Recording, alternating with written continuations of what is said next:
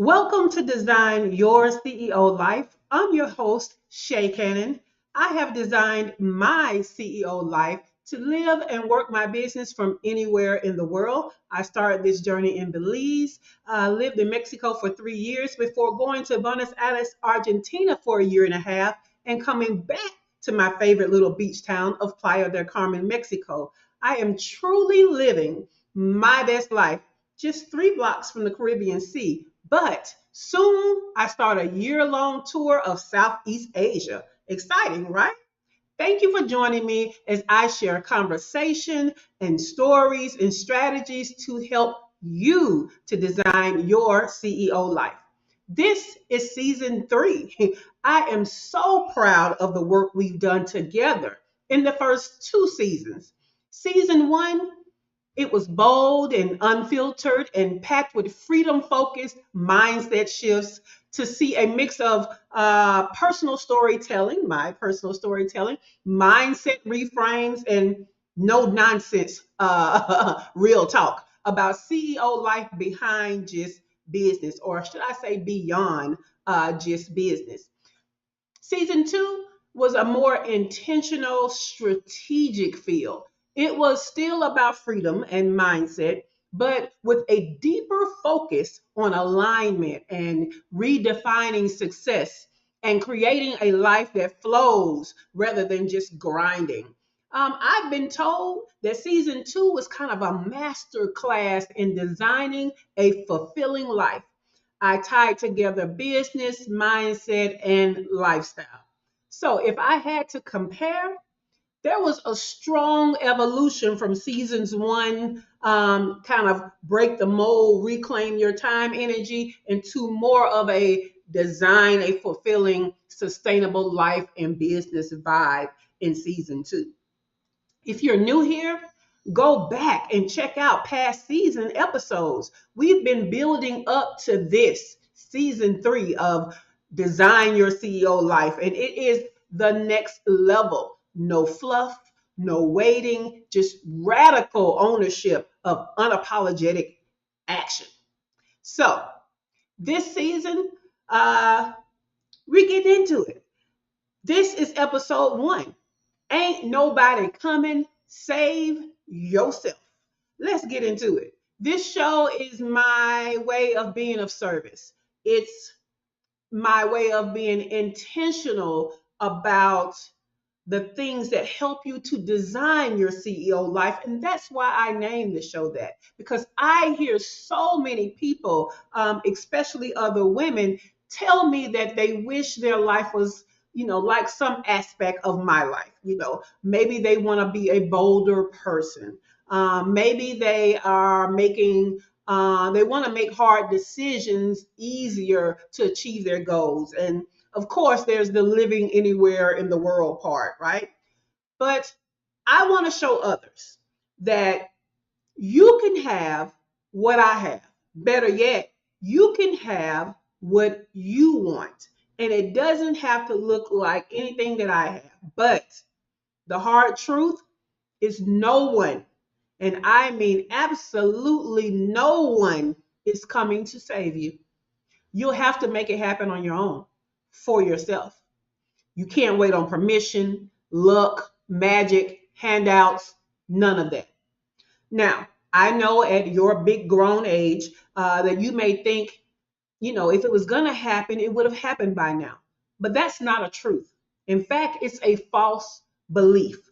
As long as you are living and breathing, you have the opportunity to steer your life in new directions. This is the point of the episode that I need to take my glasses off to make sure that you can hear me, okay? It's like Good Witch Glinda told Dorothy, you had the power all along. Waiting as though it will automatically happen at some point is a setup for disappointment. That disappointment you may already feel when you think over your life and the dreams you have that are unfulfilled. Stop waiting. It's a trap. Society has programmed us, right, for its best interest. That interest is that you be in a working class to keep that machine going. That's where most people need to be for the machine to work well. Working class, doing what the machine needs. Being a part of the machine gives you mindsets and thinking like, I just need to get one more degree or certification to be the best. Or once the timing is just perfect, I'll finally do what I want to do. What about if only insert whatever excuse that you have would change, I could really go for it now? Well, Dorothy, you can start now. You have the power to start now. You don't have to wait. One of the things a lot of people admire about me in particular is that I tend to say I'm going to do something and then do it. I was blessed with this unwavering belief in myself. It was never stamped out like it was in a lot of people. I honestly never think that I can't do things, not the things that I want to do. So, especially if somebody else has done it. I mean, that's proof that it can be done, right? I mean, I just don't sit around thinking, oh, why them? I just always think, why not me? And then I get to work because I want it. Okay. Feel like Beyonce, if I want it, I'm going to get it. If I want it, I'm going to get it. I just feel that way.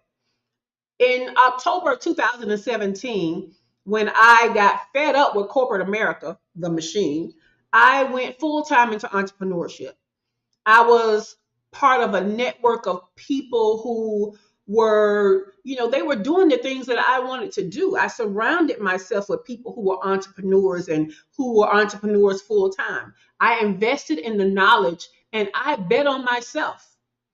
Others have done it. So again, that's proof. Why wouldn't I think that I couldn't do it too? Now, in August of 2018, I went a step further because when I realized I had successfully built a location independent business, I decided instead of downsizing to a smaller house in my same city, in my same state, even in my same country, that I could live anywhere in the world. That was August. And by September 1st, I was on a plane on the way to live in Belize. If I want it, I can have it. The final result may be a wait, but there is absolutely no reason to wait on beginning the journey. The sooner you start, the sooner you have what you want. So a lot of people build this aesthetic of success around their life, right? What I mean by that is it's almost like they apply some kind of fancy branding to their life, make you see what they want you to see. They curate their social feeds and, they just create an impressive, from the outside looking in view of their lives.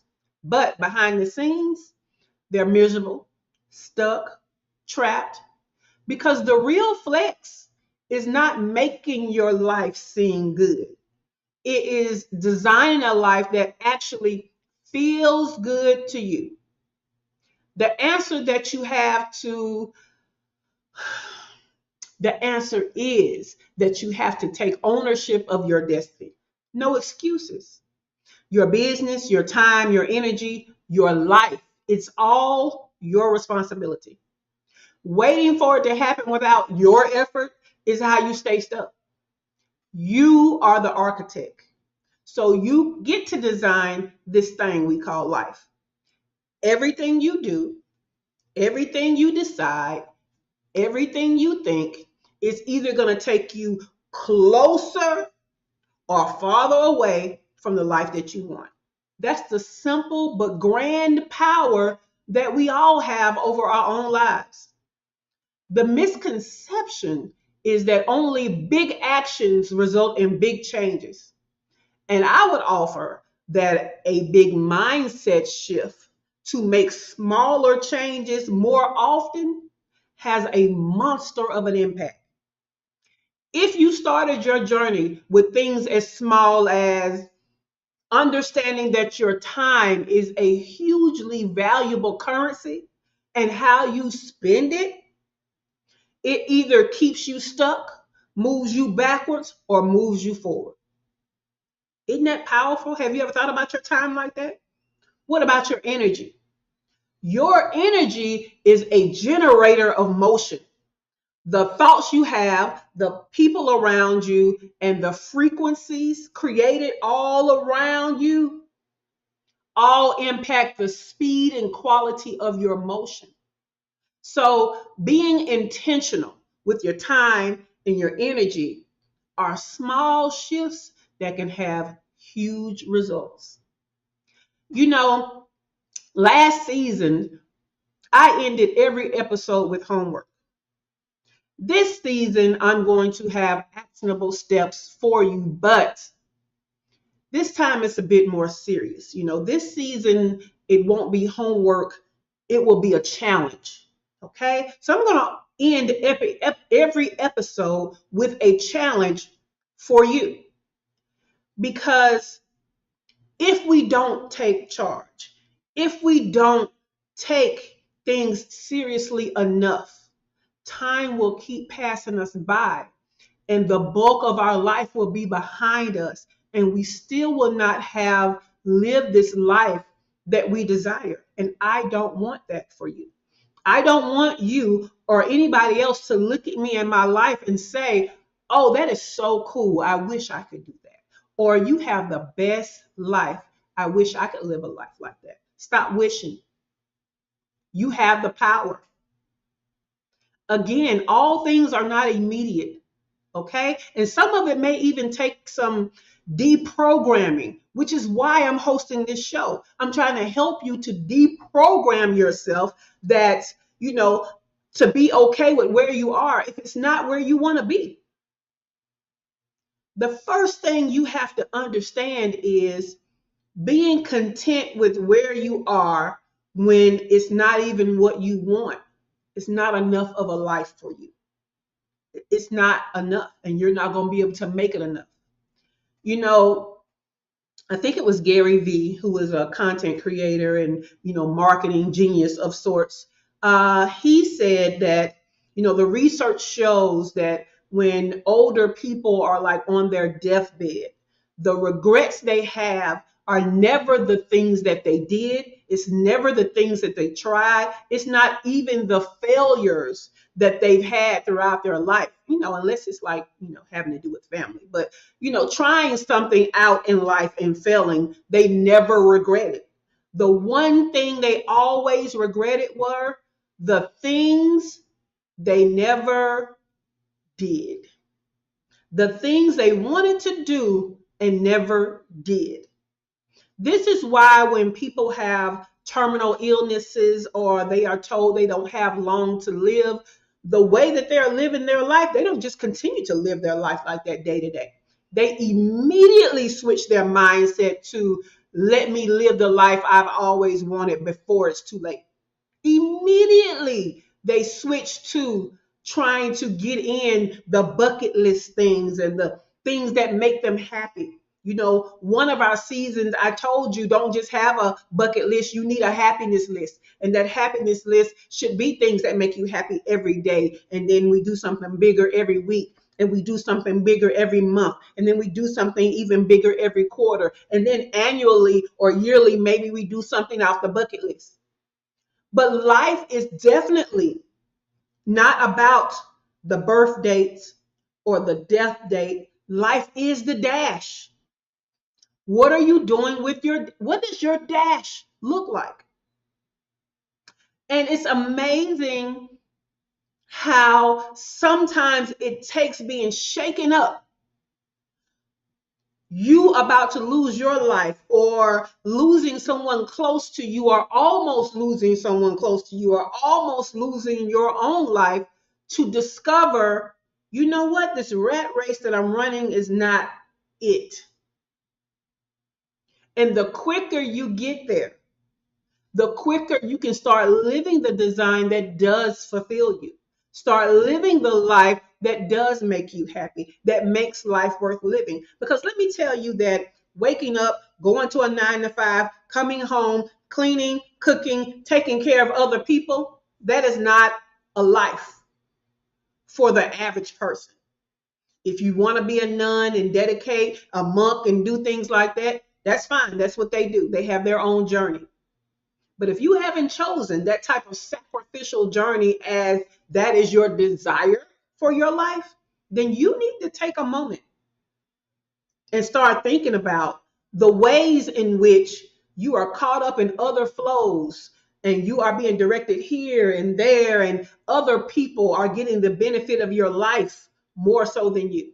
Because, see, that's what people pleasing is, giving other people the benefit of your life. Because no matter what religion you have, all we know for sure is we get one. We don't necessarily know what's going to happen after. So the goal is to live this one to the fullest. Live this life in a way that makes you happy and fills your cup and all the things. Because we don't know if we get another. And if we waste this one, we wasted a lot. I don't know anything more valuable than your life. I just don't. And I need you to start looking at life as seriously as you need to reinterpret decisions and how time is spent and the energy that you are surrounded by and that you generate. Because these are the things that make intentional strides towards what we want. We are human and we're going to be imperfect, but being imperfect does not mean we cannot be in happiness. We cannot experience more fulfillment than not. You just have to make a decision that that's what you want in life, and that you're not going to continue to live a life that doesn't include those things, because it's time out. Gen X and, boomers and, God, I remember when we talked about the millennials coming up because they were young and teenage. Millennials have children now. Time is passing. Each moment we're getting older, and each moment that passes is another opportunity that we could be happy, happier, more fulfilled. Why isn't that the target? Why isn't that the aim? Not to just survive. There is a huge difference between surviving and thriving. I want you to thrive. I've dedicated myself to thriving. I am so in tune with my happiness that I can feel it when I'm headed towards what I call a funk, which is really complacency. And, every day is just, folding into another day. That's when I know I need to switch it up.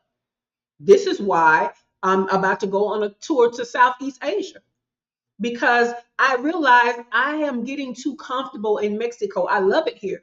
I now have my Mexican residency. So I do want this to be home base, but I need to crank it up. I need to crank it up. And I understand that this environment makes it easier for me to be complacent because I've explored a lot of it already. I've lived in Playa del Carmen, Mexico for a total of 5 years. 3 years the first time, and 2 years this time.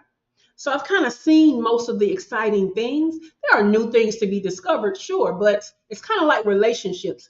The honeymoon period is over. Now you got to try a little harder to be excited about things.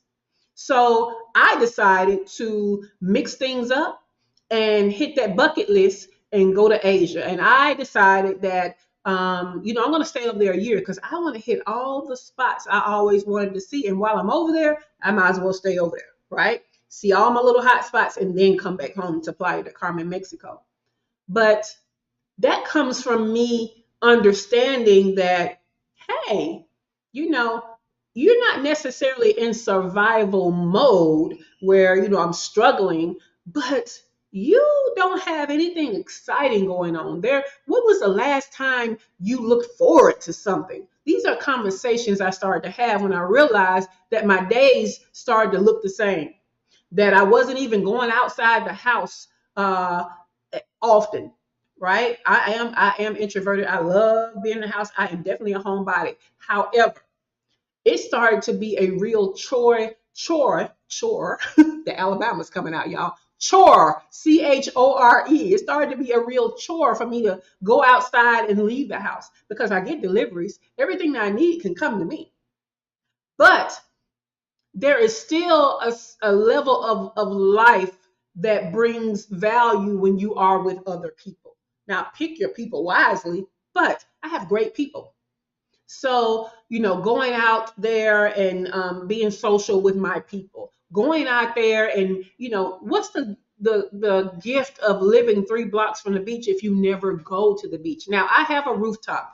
I can see the water. I see it every morning, and, it feels like a blessing every morning. However, I'm not experiencing it from the rooftop. So every now and then, I still need to go and experience it. This past weekend, I went to a birthday party that was held at a beach club, and we stayed there all day. And I enjoyed it. And I just said to myself, you need to do this more often. Why don't you do this more often? You make it a habit of living near water, and you're not even taking advantage of that.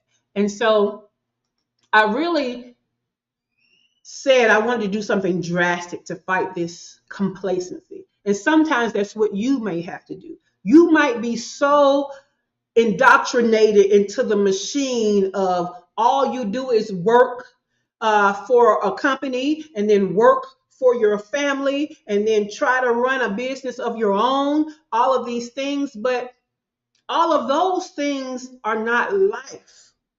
They're like a byproduct of life. They're like something you do in life, but it's not all encompassing of life, or it's not supposed to be. So let me get back to the challenge. Okay. I challenge you to stop waiting and get started on the journey to fulfilling your desires. I challenge you to decide that if anyone has it, that's proof that you can have it too. I challenge you to understand that you had the power all along and it's not too late to use it. In fact, if you don't have the power, if you feel powerless, it's because you gave it away. So I challenge you to go and get it back. I challenge you to slow down and be more intentional with your time and with your energy. Every time you use it, that time and that energy, ask yourself, is this an expense or an output of my time and energy that will take me closer to or further away from my dreams? See, you don't need magic, a good witch, nor a great and powerful Oz. You just need a plan and the courage to direct your power into the actions to execute that plan. Identify the things you've been waiting to have, the life you've been waiting to live, and get started in small ways and big ways because you deserve it. So, no more waiting, no more permission seeking. You are the one you've been waiting for. Yes, I am a CEO, but I provide award-winning fractional chief operating officer services to an exclusive clientele of 6 and 7 figure CEOs. I've been featured by Time Magazine, Delta Airlines, Fast Company, Thrive Global, and more. I use my superpowers to position Black and brown female online service-based entrepreneurs to get to their first 6 figures with a focus on time freedom. If that's you, I'd like to invite you to my free group where we build community, create collaborations, and have conversations to provide you with transformational business growth. Go to shaycannon.info/group and join us.